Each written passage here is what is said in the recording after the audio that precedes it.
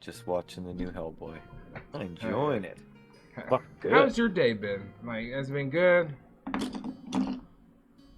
Sorry?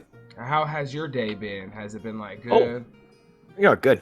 Fucking worked at the mill today. Did a little bit of stuff.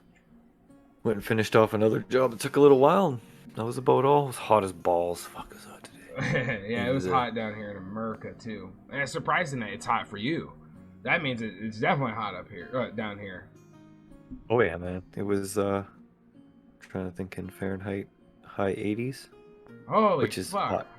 hot for us. Yeah, that's about what it was here. Well, no, it was about 70. Then it went to 80. Yeah, it was in the direct sun. In the morning, there's frost on my windshield now. So you guys winter get is extremes. Oh yeah, my whole life up here in regards to the weather is extremes. We have a 80-degree differential in Celsius and over 100 in Fahrenheit. Holy fuck! So like, yeah, we go from -40 centigrade In one to day? +40 centigrade. Well, no, not one day. Like over the seasons. That's what I Okay. mean. Like, Okay. we get 40-degree weather sometimes in the summers, and we get -40-degree, which is the same in Fahrenheit in the winters. If you look up Ohio weather memes, you'll see that we'll have like 30 degrees in the morning, and then by afternoon it's 90, and then by evening it's 60.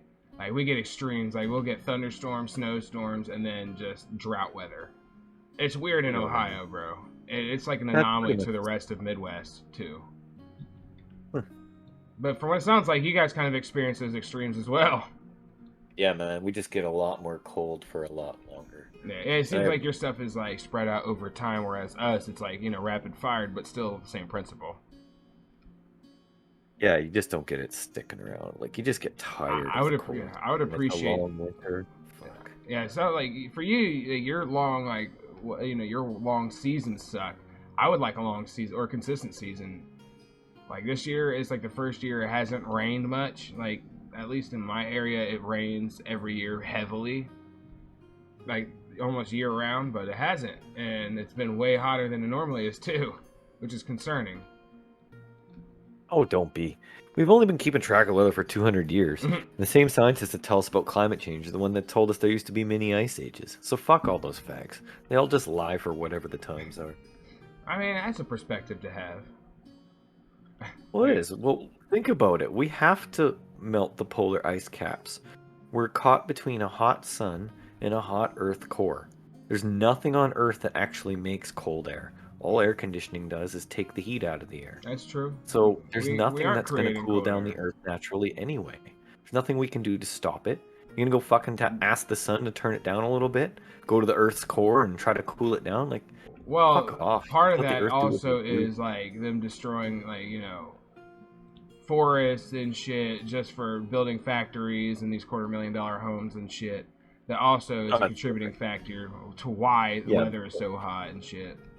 But it's not the reason why, like, there's supposed global warming, like, but you understand where I'm going. It's like a minor factor in weather change, but it is a environmental factor. The only thing I want human beings to fix that they fucked up is the oceans, because we can actually do that. There is a perceptible change if we were to stop fucking up the oceans. I agree. In regards to global warming, there's not a goddamn thing you can do. This is the Earth. It's going to do what it fucking wants, and we're along for the ride. Yeah. The least we can do is clean up after ourselves. Acting like Because us they tried to running say the vehicles, speeding factories, us up like is these ridiculous. processing factories, were the cause of it. But when they did research, it was like more vegan shit that was causing environmental issues. It was like the more These safe scientists stuff all get does. money. They all get money to come That's up true. with results. That Maybe certain that people result want. could be from money too, and it's somewhere in the middle. Don't trust none of that shit. I'm gonna look up in the sky. As long as it's hot out, awesome. As That's long how as it's I tell cold the out, weather. awesome. I can tell if it Fuck may rain anything else. tonight, tomorrow, but that's about it. Yeah. Other than current weather. But so what's been going on with D&D? We took a week off.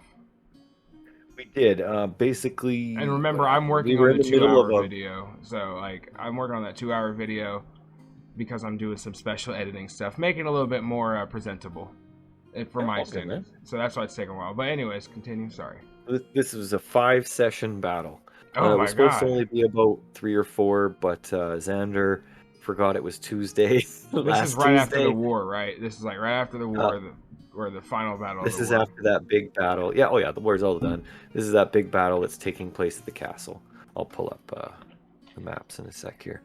But yeah, they were in the middle of a 5-part battle where mid-battle they get super jacked with god-given powers to fight off the hill giant vampire and head off this run that's coming at them. So they end up doing so at King's Hold. And yeah, it's supposed to be 4 because they're missing Xander, they were missing that vital DPS. So it What they just say? Did you bled get over. captured, or did the No, he in-game just reason forgot it he was. He forgot it was Tuesday. It was a holiday last Monday for us. Well, So the what I was trying to Tuesday ask, the 6th like, was 9. what was the reason why Oh, he for his wasn't in character? battle this time? Yeah, was his Yeah. character So hurt? the excuse that I came up with is, as I mentioned last time, I believe we left off where Andromeda was doing the ritual to make the temple holy again, like get rid of all the nastiness of Tixis. So they prayed to their god to do that, and he did a session, or not a session, I guess a prayer thing, and he had to do it for a certain amount of time, and they had to hold off the zombies while he concluded the prayer. And then once the prayer was done, the blasphemy of the temple would have been banished, and then it would be he's trying to get rid of the desecration. I was Okay, looking for that's that fucking cool. word the whole time I was talking. But yeah, they're trying to get rid of the desecration of the temple. So the Oh yeah, excuse for after the Xander war, was, they still had all the undead and shit, included. You know, after they fought Galdra and the war was over. Yeah, that's right. They had to deal with the undead, which is the worst threat, the biggest threat.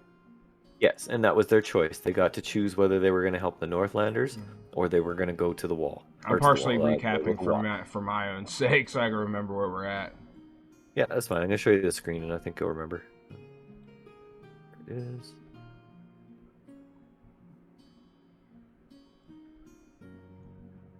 There we go. See it? Oh, hold on. I gotta run away from the enemy. You caught me right in the middle of a battle, sir. It's my fault for not being ready. Let's see if I can hide in here. Yeah, the battle they're in the middle of is over 2,000 zombies were invading. They had to get the Galdrin and Watchmen to all work together to try and fight them off. They got to do some MacGyvering where Xander had some booby traps, and each one of them contributed in their own way to taking down the zombie count. They took the 2,000, I think it was 2,600 actually. They took the 2,600 down all the way to 900. And then right at the end of that portion of the battle, 200 more were resurrected. So then it jacked the number up to 1,100. And from there, they made their run to the Shrine of the All Gods so that they could make pull it up, sir. they could get rid of the desecration on the temple. What was that? It says, pull it up, sir. Excellent. You see, it probably jogs your memory. So yeah, they were at the Shrine to the All Gods. Okay, yeah, I remember that. Because after everything was over, they went back to like that little village on the outside, yelled at them a minute, and then continued on. Yeah. So then from there, they went here, and then if you remember from last episode, I left everything where it was. This is how they were fighting. Yeah, that's right. I remember because I admired the stained glass like 3-4 times because of how awesome it looked. And then they fought the Defacer, and then from there was all those corpses that were piled on top of this lectern down here, and then there was a upside down T, which I'll show again.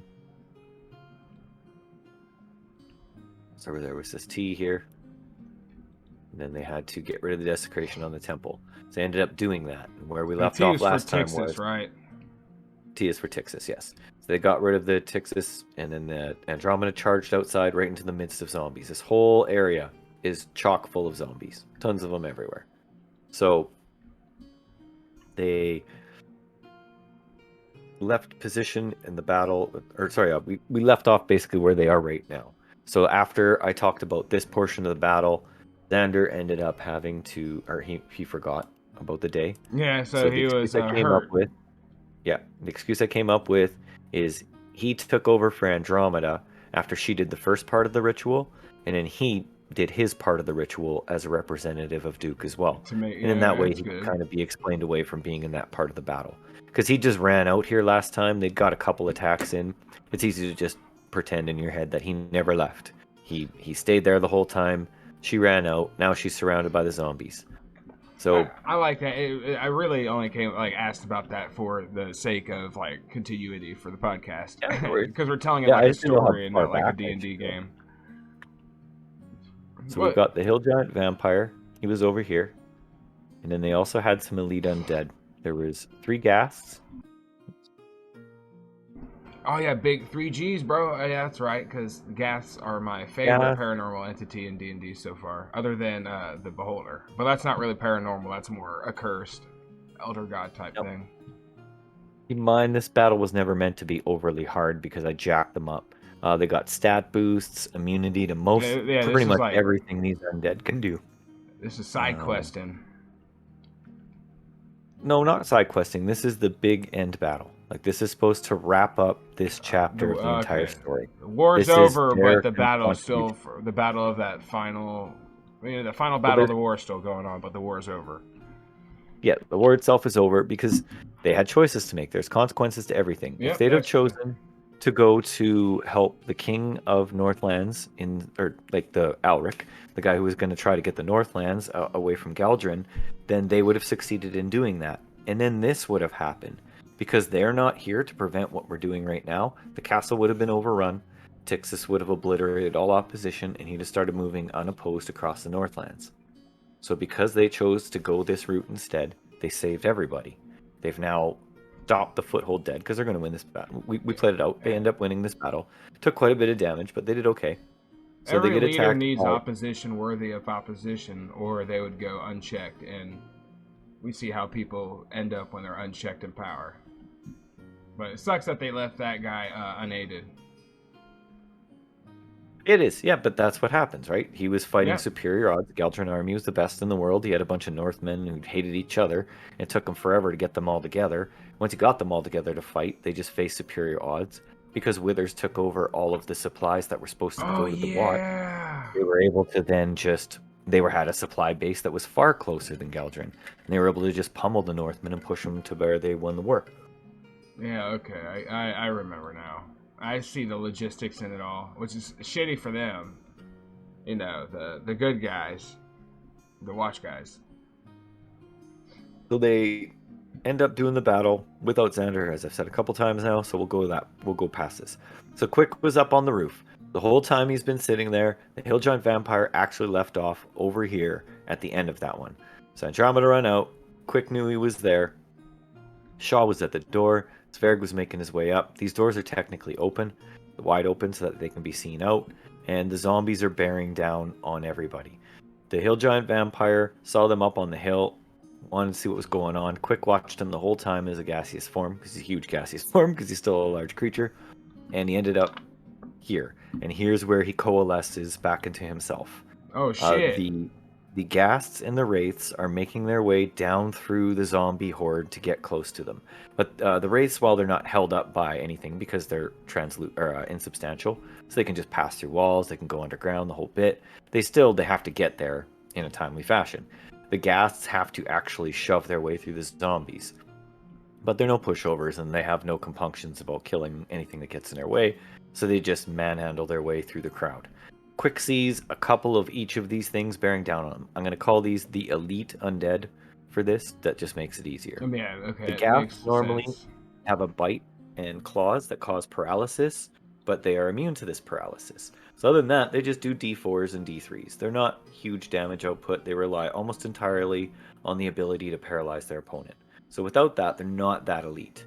And that was the point of this battle. I wanted them to be able to fucking flex their muscles and go kill some shit and have some Feel fun. good because they just want to battle, but they want it like, you know, It ended up being a good battle too. This Yeah. battle ended up being it was 28 rounds after all said and done. It's one of the longest battles I've ever ran consistently. Holy fuck. So then dude. there are 3 wraiths. So there's 3 episodes that are each yet of the to be wraiths- released that contain this battle, almost. Yeah, that's fine.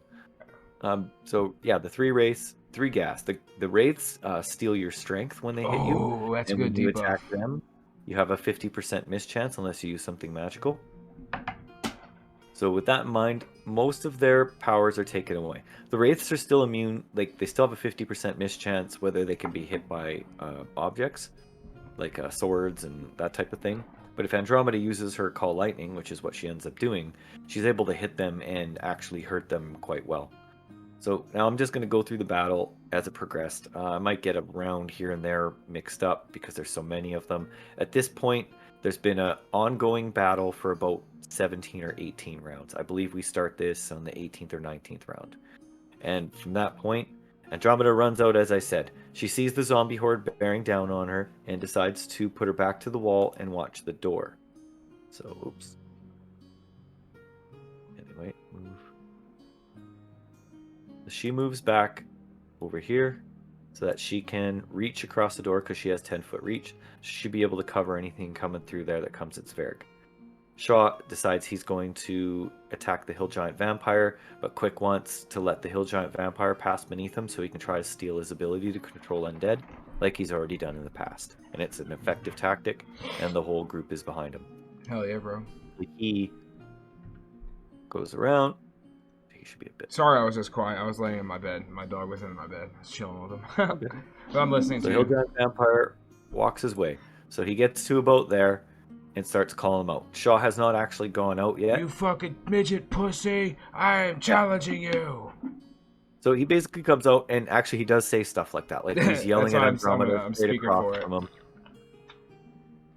him. Andromeda has decided that she wants to cast Call Lightning. Now, in the Call Lightning, normally we're just not sure. Like it can be taken both ways. The gist of the sorcerer, so I love it. yeah. So it's druidic magic, and it gives you the ability to call lightning from the sky, and it's an ongoing spell. And to use it and do other stuff, hold it for a while. You have to do. Yeah, you can. It lasts for a certain amount of time. You get a certain amount of uses, and then those uses can be used up in a certain amount of time. There's nothing that really says that you can't have multiple castings. Caveat is you have to be able to make concentration checks to keep all this shit going. If you try to do other stuff, it gets harder and harder. So the gist is you get the first Call Lightning for free, and the next one has to be at a concentration check, and if you want to do a third one, it'd have to be an even harder concentration check. So you gotta hold on the magic, or can you... Yeah, and if you fail either of those concentration checks, you lose the spell entirely. So there is a pretty decent risk. So do you have to hold her hand in the air and do the thing and use their free hand, or like you cast it and then you have free reign of using your hands? How does that work? Is it like an MMO or your hands? You use your hands as the somatic part of the spell, and then after that's done, you just have to use an action, your move action, to cast the lightning from the sky. So you can actually attack and cast lightning, but you run the risk of being knocked off the spell if you fail that concentration check. Oh, that makes sense. His purpose is to move back. Now, something's foggy in my mind, and I'm sorry. Andromeda moved back, and Shaw ended up going to the Hill Giant Vampire. Oh, that's what happened. Yeah, so he passes below Quick. Quick has been hidden this whole time. I have the Hill Giant Vampire do spot checks. The Hill Giant Vampire does not see through Quick's hide check. Quick attacks. Gets the sneak attack. Steals the ability to control Undead. Now, at this point, he's stolen this spell a few times. So I tell him, I'm like, this spell is unlike any other spell in the sense that it's given by the Mythal that gives the worshippers of Tixis these extra spells they normally wouldn't have. And most of those spells revolve around controlling zombies to be their minions. So now that he's stolen this spell a couple times, he's getting better at it. And he learns the ability to see through the zombies' eyes. He's actually able to do that too, because the Hill Giant Vampire did that to them. He was able to see through all of their eyes.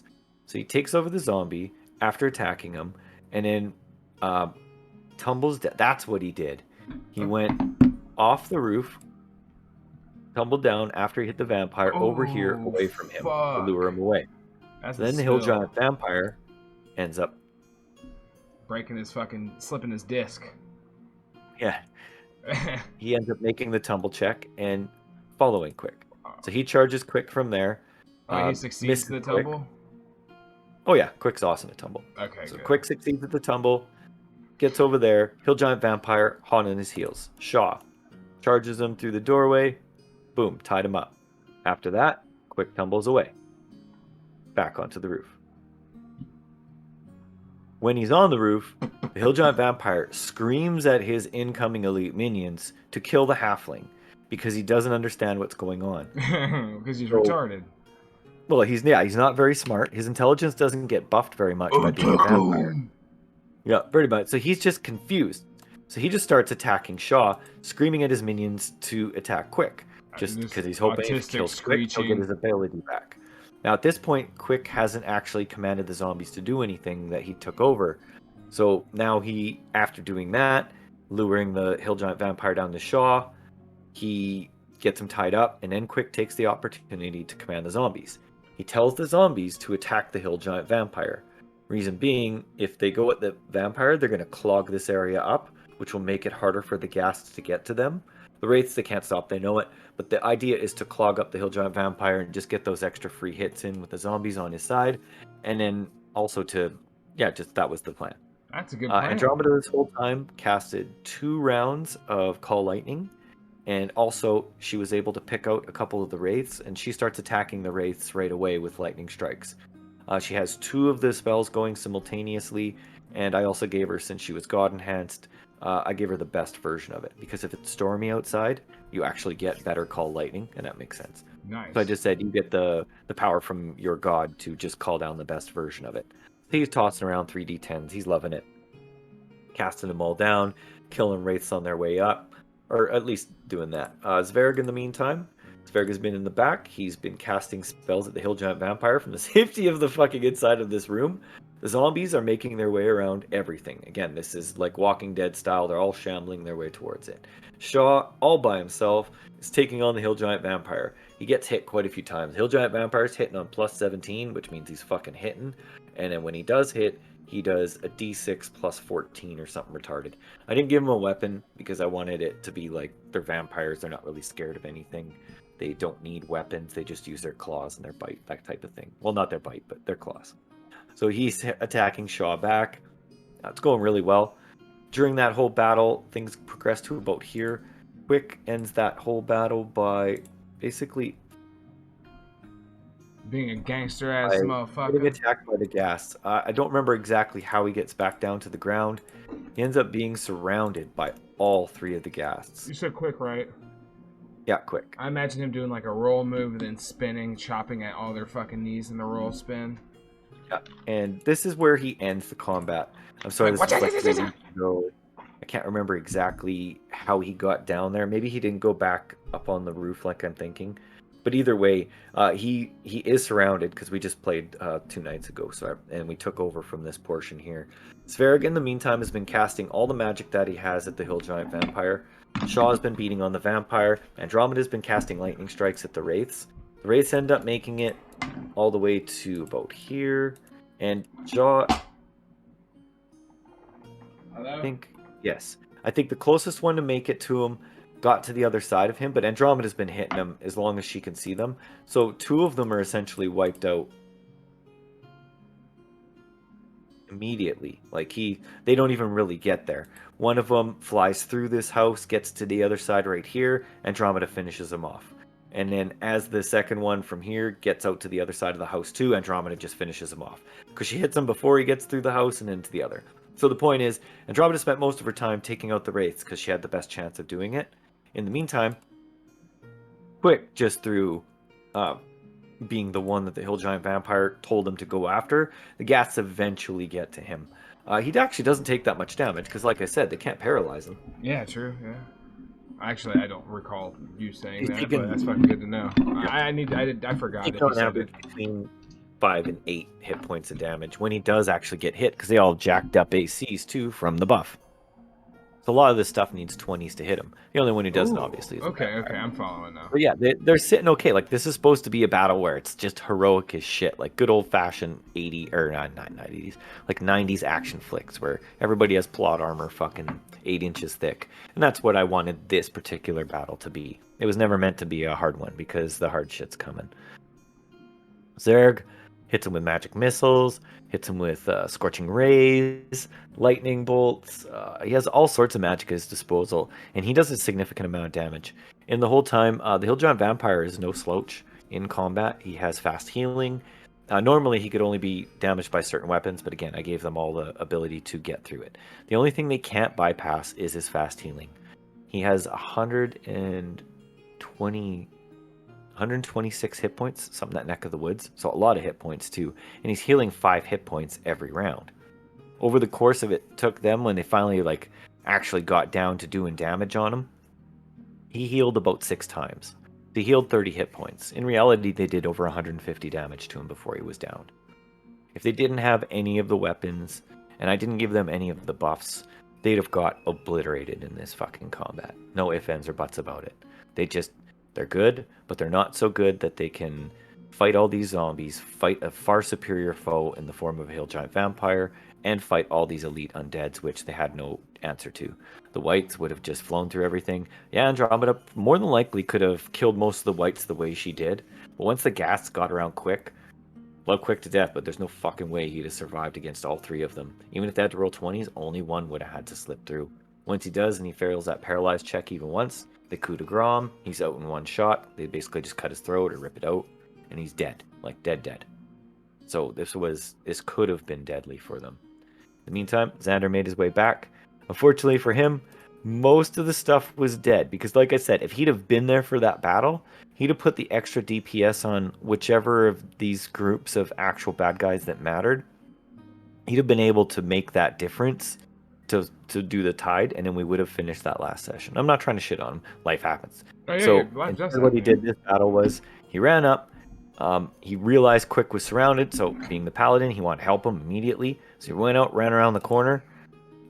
In the meantime, Quick ended. I remember this much better because it just happened. Quick ends up tumbling through these guys to the other side to get away from them, which leaves Xander between them and them. Then Quick ends up tumbling over here to help. And then Xander tries to slow these guys down. In the meantime, Andromeda starts hitting him with this. And basically, we only played 4 rounds of combat when he was there. And the Hill Giant Vampire was vanquished. And all the gas were killed. And yay, everybody wins, as it was intended. And that's it. That's basically the end of this chapter. And we've kind of already talked ad nauseum about my plans for what's supposed to happen next. So instead, we're going to jump to the fallout, or even just the ending of this. They are cheered from the castle, which can see them quite easily from the shoreline, as it's on the same. I think I explained this already as well. It's on the same height as the temple, so they can see each other straight across. So everybody's cheering for them on here. It's kind of like It's crazy that you can see the big ass monsters from that distance too. That's pretty fucking awesome. Yeah, they saw everything. They saw everything. The God-given powers start to fade. Ollie, they saw everything, buddy. Yeah, and they just kill the rest of the zombies. Like, without the guidance of that, they just become Walking Dead zombies. And Quick can actually control them for another like 3 or 4 minutes after everybody's dead. So he just sends some of them north to thin them out, and then the guys just come down over the walls through the gates, and they just start fucking cutting them down as fast as they can. So all the zombies are dead by nightfall, and that night, the group goes down to Andromeda submarine, or submersible, and from the dock they see a lonely shape flying towards them. They recognize the shape as King Ash, the half-dragon, flying across the water. He lands on the dock and congratulates them all. They're all alone, secluded, so they give him the rundown on what happened. He approves of it all.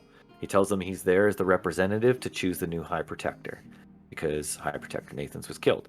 And there's a the characters don't know this, but when a High Protector is killed, there's a certain magic item that's supposed to be activated.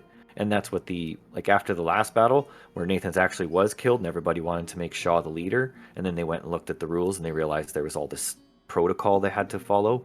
They followed the protocol and activated the magic item, which was made after the magic draining, one of the very first items, period, that was made after all of them were drained.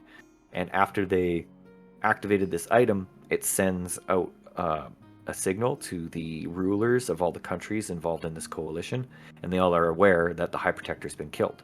So they're supposed to immediately send representatives to elect a new High Protector. There's also, I tell them this after the fact because, again, they don't know, but it gets out eventually, that there is another magic item that's activated if there's an overrun. Like, if everything fails, it's supposed to be activated. And since Withers orchestrated everything, and he kept it secret, there was never any warning. So like I say, if they hadn't have come here, nobody would even know. Not only that, they wouldn't know the High Protector was dead, and they wouldn't know the place was overrun. True. With True. that in mind, they actually made the right choice. They truly did. They made the right moral choice in a fucking battle full of bad choices. You brought it up. I was gonna say. I was hoping I was able to say they made a good choice in Perennia, a place where a good choice still means you're fucking over innocent people somehow. Yep, pretty much. Fucking And good on ya. Good job, DM, for giving mercy to the people of Perennia. well, they had so much to do. Like they had a lot of choices in that third Oh, phase. they're almost I gods pretty much now. told them. Sorry? I said they're almost gods now. You don't have to take it easy on them. No, not really. They're only 7th level. I only made them gods for this particular I know, battle. I'm So I just wanted them to kidding. cut loose and have fun. And every like 5 sessions, all 5 sessions at the end, everybody enjoyed that battle because they went for 6 or 7 sessions at a time with no battles whatsoever. And I'm like, we may not have many battles, but when we do, they're going to be fun and big, and you're going to get to use all your stuff, and you're going to have to use your noggin. And then they did all of that stuff, and it was I enjoyed the 5-part battle, and I know they all did too.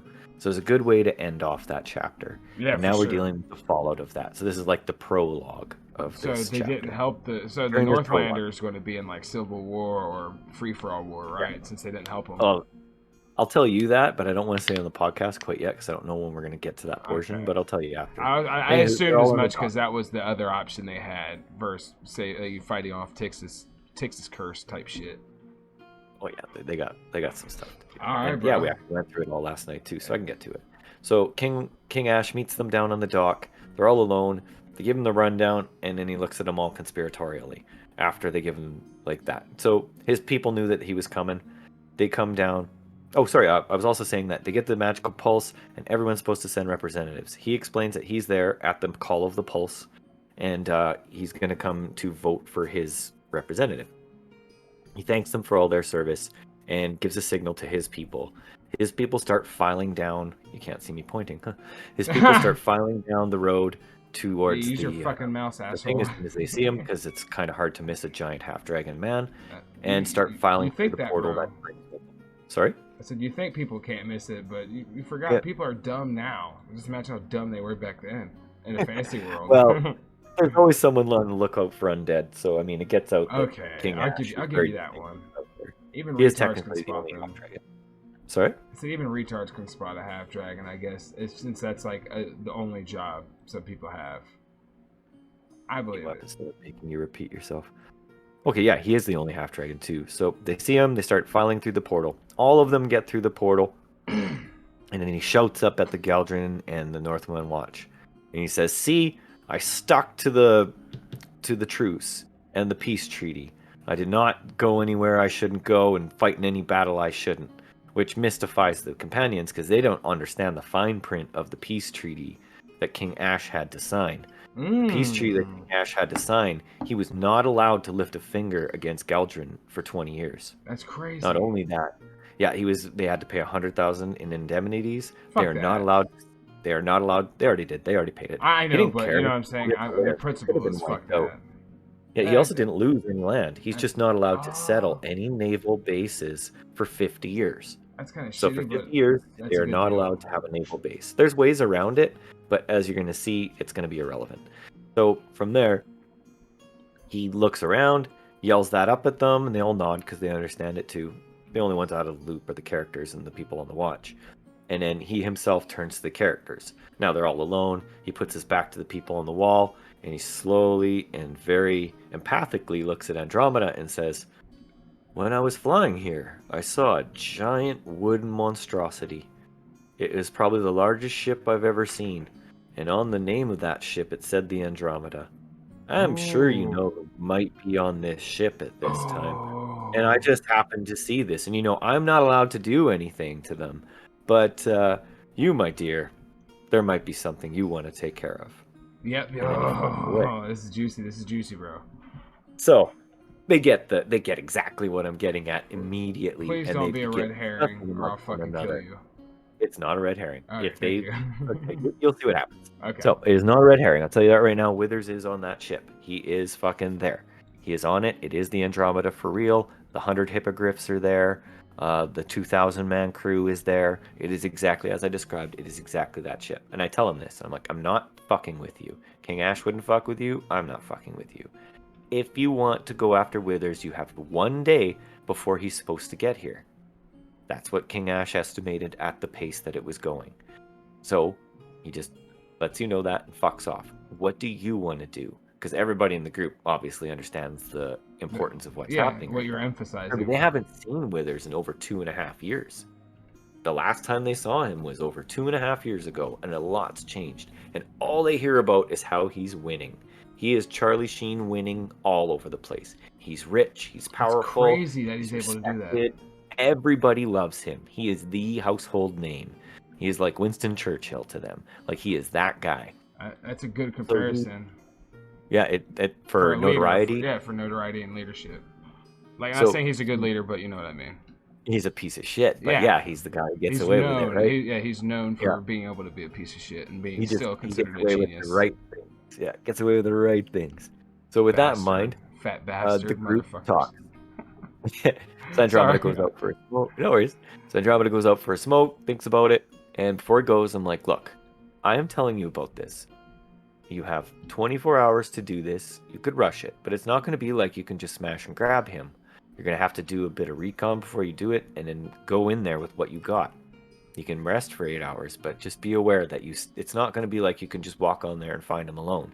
He's surrounded by 100 Hippogriff riders and 2,000 other people. There's a lot of people on that boat. You've never been on it. You don't know where you're going. But I want to give you the option to do the thing you guys are good at. You can go in there on a submersible. Send quick, infiltrate, exfiltrate. You've done it before on ships. I know you as a person, and I want to make sure you have efficiently the full thing. Yes, and actually, Quick volunteers to go there and walk the boat because that's his bag. So they discuss it, and I just said, also, I want you to know that I know how you are, and I think you should let him live. I think there's worse things for people than death. I also know that he happens to own most of the infrastructure that you want to possess, because he's been talking to decks and stuff. You need to take it so it doesn't go to waste. Exactly. I'm like, I just know you as a person and a player, and this is a missed opportunity if you just straight up kill him. Because then they start talking about like torturing him and how they were going to kill him. I mean, you're a piece of shit for giving the ultimatum to let him live or get revenge, but I see what you're doing there. I see you're a piece of shit for trying to let it slide. King Ash, it's not me. King Ash let him know. Okay, Mr. Man. Okay, King Ash. I see you though. I see you. So the spoiler is, he doesn't go for it. He's like, no, you're right. Yes. I'm gonna let him live. Oh, damn it. I thought you said going for it. He's not going for it as in he's not going for the letting him live. I misinterpreted. No, it's all good. So, yeah, I was surprised, too. I honestly thought with the strong feelings that he was giving me, justified, right? This fucking man had his character raped in front of the entire crew by two separate men. It almost ended the fucking game.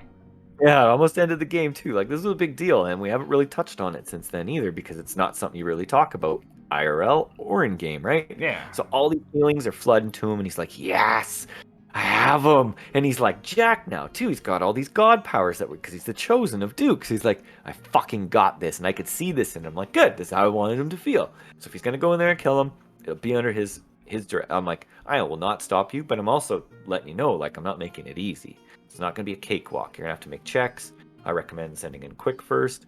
So then they start talking about long term, and Quick's like, well, you know, we got 5 years here. I don't mind just tailing him for 5 years until you want to make your move. Ooh. Which is crazy too, right? He could go down there. There's a huge aircraft carrier. There's lots of places for a halfling really good at hiding to hide. So he could actually stow away on it and go and be Wither's tail for years until they feel like they want to make their move. I likened it to Count of Monte Cristo. That makes sense. Where, yeah, okay. Or the Man in the Iron Mask. You know what I'm talking about? Like these guys who have these big, long, elaborate payback schemes. I thought that would be cool to add to the book. So that's kind of why I wanted to push them in that direction too. But at the same time, I know the player of Andromeda, and he's going to fucking make it his own in some sort of way, which makes it cooler. Yeah. So, yeah. So he doesn't take it, though. He's like, no, it's fine. So I'm like, all right, cool. Now we're going to skip to the... Yeah, we're going to skip to the next portion, because now he's thinking long term. So with that in mind, I'm like, this is your window. Based off of like the character profile of Andromeda, that's actual growth from the person too. I like that. It is, but it's also he's a canny dude, and I have to make sure he has that option. And Yeah, once I for gave him the sure. option, I was sure he was going to take it. I was like, no, You're a good he's friend for he's going to considering think that. about what I'm. He's going to think about what I'm saying. He's going to kick himself if he just straight up kills him and then finds out there was all this stuff he could have got instead. Plus, his party would fucking Oh kick my him. god! So he takes it. So the group then, I tell them. So now you're going to see the representatives. So 2 days later. Now I say 2 days later. A man arrives in a teleportation circle with a bunch of attendants. He just appears straight in the middle of the courtyard. This is high powered magic. The ability to teleport circle is 8th level spell. Ooh, Couple things should spring okay. to mind: whether or not he can fight off Tixis, and 2, whether it was actually magic. Because, well, I'll tell you who appears. Now, I said 2 days passed. I also told you that Withers was supposed to arrive in 1 day. The whole entire group missed that. All of them missed it. I just skipped by it.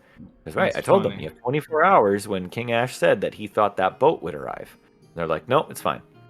Okay. Like 2 days pass, and this guy arrived, and Withers didn't arrive.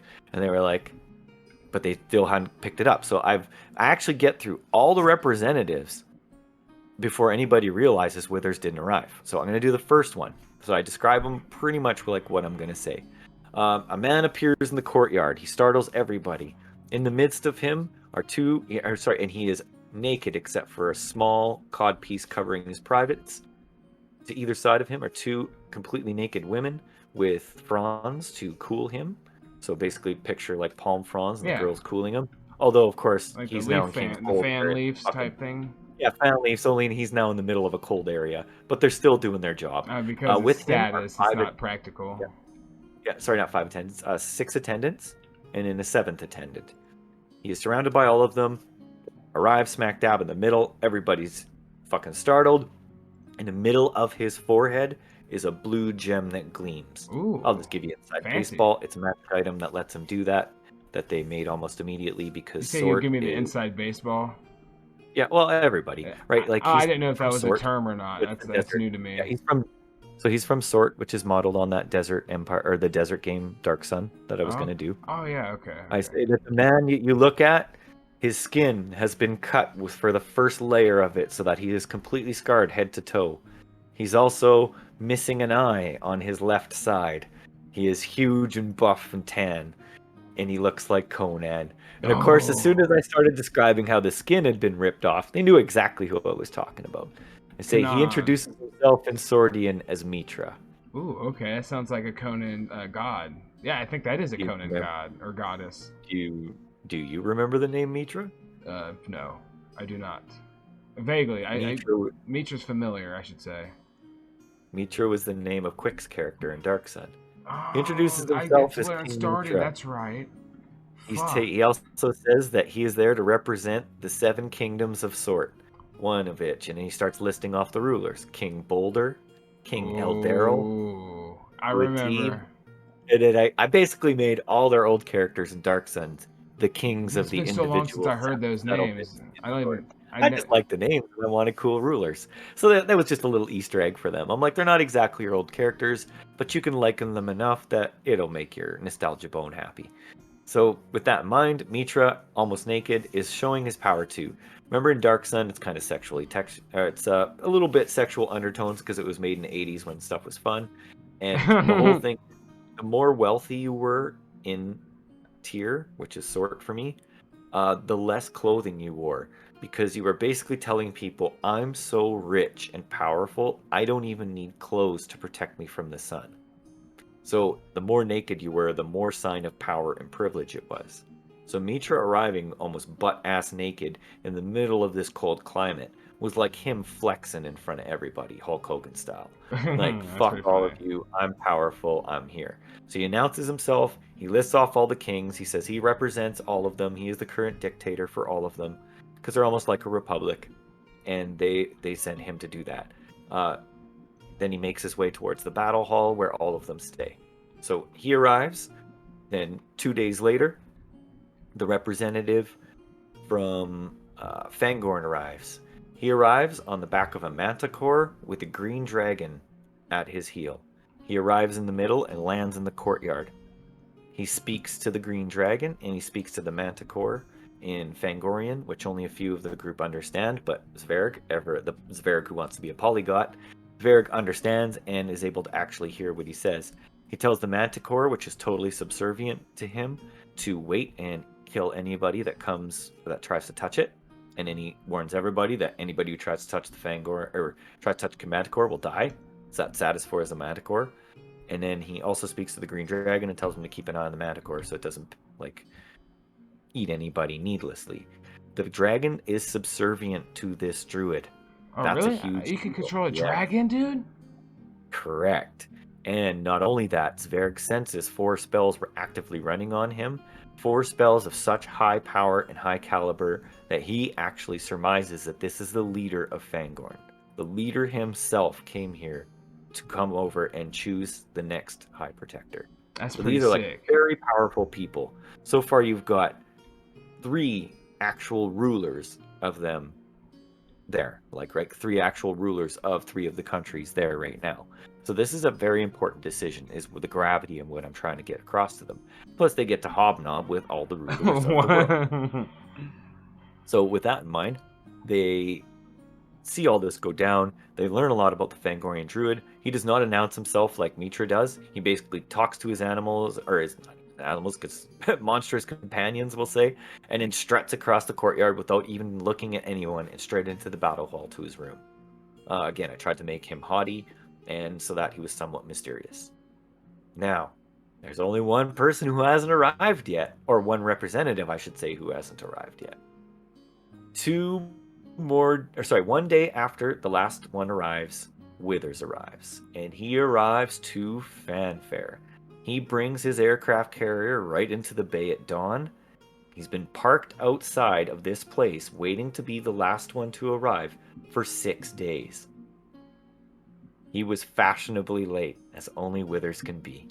So, him and 100 hippogriff riders fly not in unison, there's a name, in formation, and land in formation in the middle of the courtyard.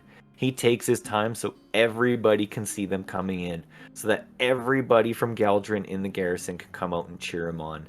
He hovers 100 feet in the air above the whole courtyard to let everybody cheer his name and give him adulation.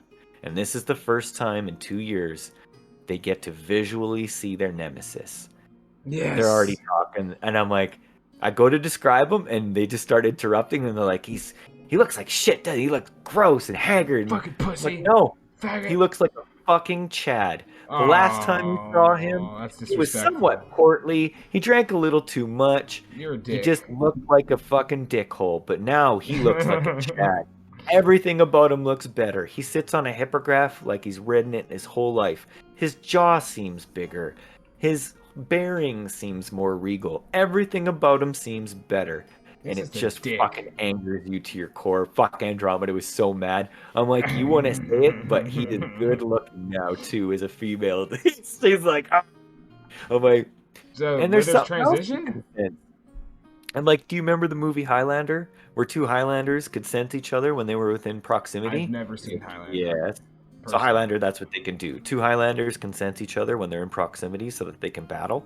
So in this sense, I'm like, you look at Withers and you realize he's a fellow champion. And of course, you put it together immediately.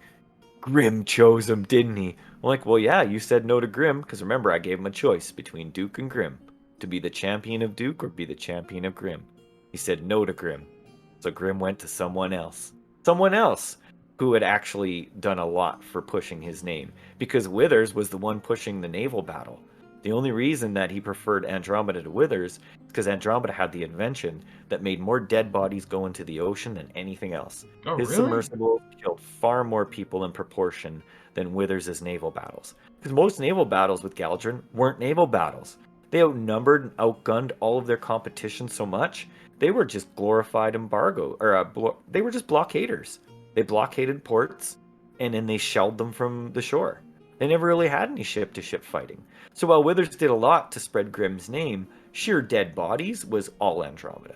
So he went to Andromeda first, she scorned him, went with Duke instead, so he's like, fuck you, bitch, I'm gonna pick this guy instead, who just happens to be your nemesis, which is just funny happenstance. but also kind of funny happenstance. So then he picks her. So now Withers is jacked up, just like she got jacked up. And now he's realizing that I almost sent him into a trap. Because if he would have ran at Withers thinking he was old Withers and tried to abduct him, it would have went really badly for him. You should have let him. If he wants to Hey, make that decision. I did not hint at all that Withers had been fucked with in any way. I wanted them to have total surprise on my side if they decided to go through with the abduction. I see it. I see Now he's what you're saying. realizing it was probably good that he did. And yes, that was devious of me, but that's my fucking job. So he hovers up above him for 100 feet and then slowly descends. He sees Andromeda as soon as he gets off his horse, stares her dead in the eyes and mouths her name, and then it's like a switch flicks, and he doesn't pay any more attention to her. He struts to the front of there and, like Mitra before him, announces who he is. He barely gets through his whole name before the Galdron cheering from the Hippogriff Riders too, who stamp their lances down. Overwhelming. And he just stands there like Donald Trump. Big grin on his face, just drinking it in. He's loving it. And he's loving doing it in front of Andromeda. He gives everybody his perfect teeth-winning smile and walks away to the middle. Is it Polster, right? That plays Andromeda? No, wait, who plays fucking Andromeda? Polster is Varric. That's right. Andromeda's not on Discord. Alright, just making sure. Just want to make sure who I was talking to. Alright. I was going to say Andromeda. Andromeda seems like they would take this personally, and I was going to ask like how they're taking it. I was just getting to it. Okay. So he gets there. All good, man. You want to know exactly what I'm about to tell you. It's awesome. So he gets to where like the podium would be in his mind to stop and speak, which is just on the outskirts of the Hippogriff formation. Stops, and now he's addressing basically. Mitra comes out to greet him. The Fangorian druid does not. Mitra seems to be like acting like an actual ruler would in diplomatic wise. Like comes out, greets the people when they arrive, stands there, does his duty, and goes back in as a show of respect to the other countries. The Fangorian guy does not do that, and he stands out there. He rolls his eyes at the pomposity of it all, but it's not his place to judge a different culture when he's standing there with his dick out. And the Fangorian guy does come only to see what all the racket's about, and he doesn't even leave the battle hall. He just stands at the door. So everybody's there in time to witness Andromeda staring at him. Everybody knows who Andromeda is. They saw her turn 10 feet tall and kill fucking anything that moved. Saw her call lightning from the sky and fry a goddamn vampire. She did get the killing blow, by the way. Oh, she did? Fucking killed the goddamn vampire. Like, they've seen her do some shit. So she looks him in the eye and harumphs and turns her back and walks away while he's mid-speech. He does not even miss a beat, because I've been trying to get across that he's a better statesman and everything. But I have Sverg, everybody else leaves except for Sverg, who wants to stay and keep an eye on things. But Shaw turns his back on him, who's also a hero of the watch, and walks out. So this is a huge diplomatic snub to Withers, and it's the best he can do. And I actually had to talk. The best he can do without being beheaded. Yeah, I had to talk him and Quick both off of fucking ledges. Now, to Quick's defense, why? He was a little drunk. Well, Quick was a little bit drunk, and he was feeling ballsy, and he's been able to get away with it a few times, so he figured he'd try and steal a spell from the druid. But the caveat is, you have to shoot an arrow or stab him in the back to actually steal the spell. You can't just pull it out. It has to be part of an attack. So I'm like, you want to attack a guy that can control dragons just to find out a spell. So I had to beat him down with logic until he was finally like, fine. Oh, was he drinking? Like, look, man. Sorry? Was he drinking or something? Yeah, he was drinking. That's why I had to talk him out. So once I beat him down with logic, he was like, okay, you're right. I'm like, look, any other time's fine, but you're literally going to die for no purpose. Like, you're not going to accomplish anything. Everyone's going to turn on you, and you could actually start another fucking war. I'm like, don't, man. Just don't. So that finally got through to him, and I appreciate him for doing that. I really do. Because it would have been needless.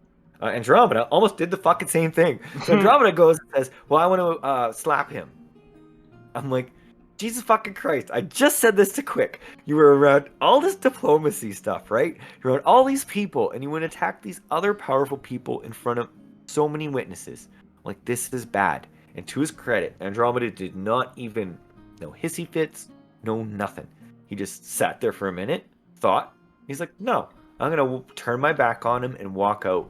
And goddamn, I could have fucking just thrown my hand in the sky and praised Jesus. I was like, thank you. That's what I'm dying to see is I was gonna thinking say outside the box. that's a sassy move, so that makes sense for Andromeda, especially since they've Fucking grown as a right. person in game as well.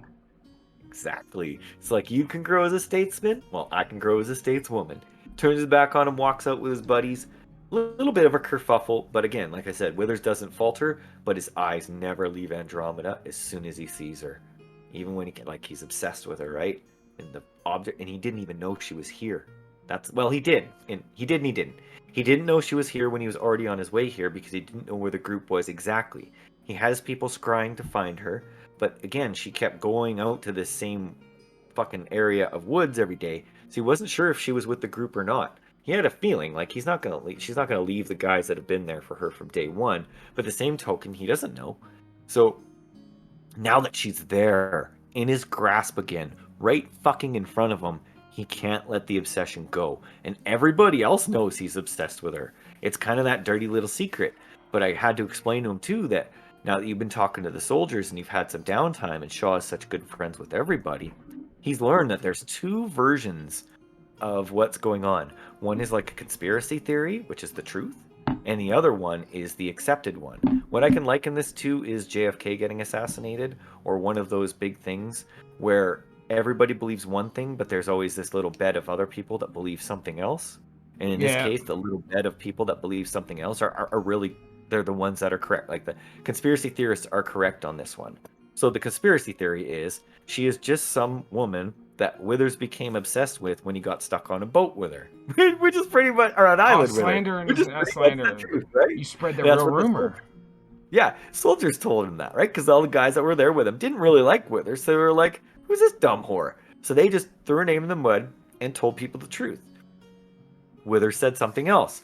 This is the criminal that Withers prevented from taking over the settlement after she murdered her master and Sure. everybody else. He basically did, he flipped it, right? Everything he did, he said Andromeda did instead. And I also remember that when they arrived on the island, there were orders to arrest her on sight as a terrorist Hold against that thought. Geldrin. I gotta use the bathroom.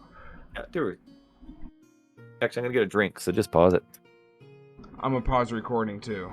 But I'll be right back. Just my dryer was out. Like my clothes were still wet, and so I had to take them to the laundromat, like down the block from me, in my apartment complex. All right, but I'm back to recording. Slightly out of breath. But we left off with they're at a doorway. Yeah, really, I'm just about done. Oh, really? Oh, I'm so sorry, bro. Oh, that's fine, man. Anyway, did you hit record? Yeah, we're recording, brother. Good enough. Track record isn't exactly pristine. Yeah. Great content. Just we're both, vaping too much or smoking too much. So the monsters all pretty much spring their traps at the same time. So they leave off with the 4 serpentier in this room right here, with the 6 skeletons rising out from amongst the rubble of fucking bones. Hell yeah. In here, we end off where they see the 3 shadows coming at them and the 2 Aleps. And because they all had so much torchlight on them, the shadows couldn't hide in the shadows. So they're actually easier to see. So that worked out, and that was Xander. Nice. Xander had a really good night. He did some pretty pivotal shit, not gonna lie. Now, Shaw was the superstar for killing. That's for damn sure. I was gonna say, But everything Zverg else sounded like he had some bad luck. Zverg.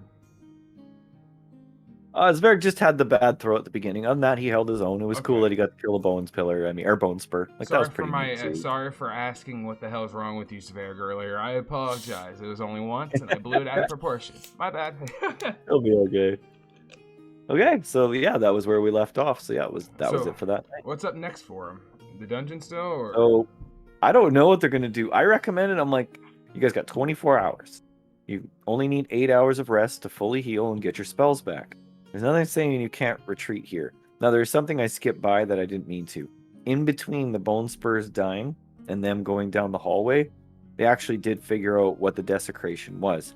They learned that the body in the fireplace thing is Blaze's body. When they reassemble all the bones, the blue spirit flame above it stays burning. As long as they stay within 10 feet of that light, they know that the undead can't see them as if under a sanctuary spell. That's pretty nifty. And that does not kick in until after they clear the undead out of here. Then they learn that. Once they kill all the bosses, then they'll fully heal just staying in there for 1 hour. They don't know this, of course. What they have learned is that when they use healing spells within that 10 feet, they are maximized. Most healing spells are dice values. So if you have a heal spell, you heal 1d8 worth of hit points. I have a house rule where when it's healing spells, anything 3 or anything 4 and up, you get, or 4 and down. No, 3 and down. 3, 2, and 1, you get to reroll for free. That's not Because bad. I don't like pissant healing spells are not for me. Fuck that. They need to actually do something. So it's either that or I do fixed rate. They like the dice value, so I'm like, fine, then that's what we're doing.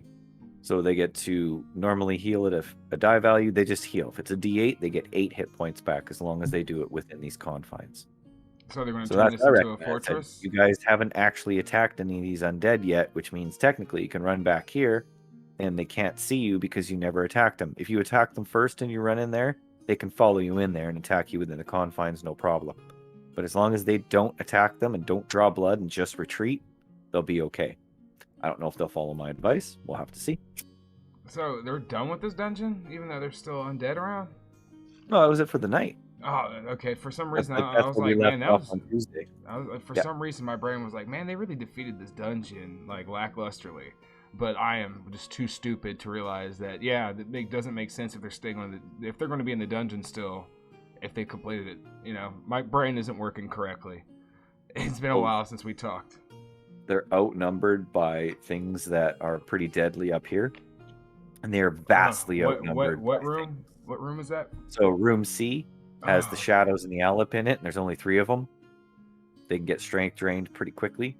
And then down here, there's 4 things, but really each one gets double the amount of attacks. They're fighting that's right. 8. They have the terrifying There's only monster. the 2 of them. So yeah, it's going to be something else. I think Shaw and Andromeda could simply take a 5-foot step back each and hold the doorway, potentially. The skeletons do not set off this trap, which can be set off again. If they step on it again, the fireball will go off again. It's like Skyrim. If you ever yes. Draugr. Yeah, Draugr. I love fighting in Skyrim. Those dungeons carry a lot of misses. What are the? Well, I think they call them Draugr in the game. Okay, yeah. I know it's a Draur. I just don't know if there's any extra letters in there. Draur. That makes more sense to call him Draur because, yeah. I didn't come up with it. I know. I don't like. I'm just trying to tell myself like, hey, the way you've been saying it doesn't make sense, you idiot. But so, damn man, they had a really eventful. That's all I'll go into. Yep. So that's all I'm gonna go into for this. So because I want to. They gotta go through these chambers, kill these guys. Like, and what is the process to uncursify this, or is it just kill everything now? Find Blaze's skull. Blaze's skull is in this secret room. That makes sense. The new, right past the new development. Yeah, and I actually have it set up where when I gave them the map, like I have this map and I've been drawing it slowly, and at the end I'm going to give them this whole map. I have this missing, and they can't actually see any of the traps on it. So they have the old map, like before they started gearing up for battle. No, just the one I give to them, like as players, just so I can, because I like to show off the maps. I put time in them. So I know, bro. It's exactly why I'd rather show this than gameplay. Even if it's like the same image, it's still visual representation, and it's needed. The next dungeon I build, I want to be 5 times bigger than this. If I want to do a 30 room, I want to help you with that.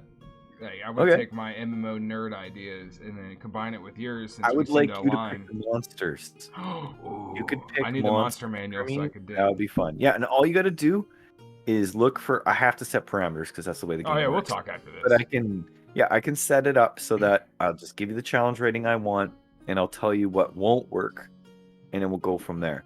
Because it actually picking only a certain challenge rating, which means the level of the monster in comparison to the group. Picking only a certain level of monster makes, really, there's only about 10 of each level in each monster manual. So in 5 monster manual, you only have to look at 50 monsters. And then from there, I can tune it in more. Really only about, 3/4 of those monsters are truly viable. There are some fucking monsters in those monster manuals. I'm like, what kind of faggot thinks this is going to work? Like, come on, like. That's understandable, bro. They just make me scratch my head, and I'd say about 1/4 of those 50 do it. So really, you got about 30 monsters to look through for each level. That's fine. that I could use, and that's pretty Or easy if I to come do. up with a clever idea for something, I'll throw it your way if it's a lesser rating. But you know, I can't really speak now on that until I come across it. But there's a chance I may come up with a really clever idea, like to use like lesser monsters with the challenge rating you're expecting.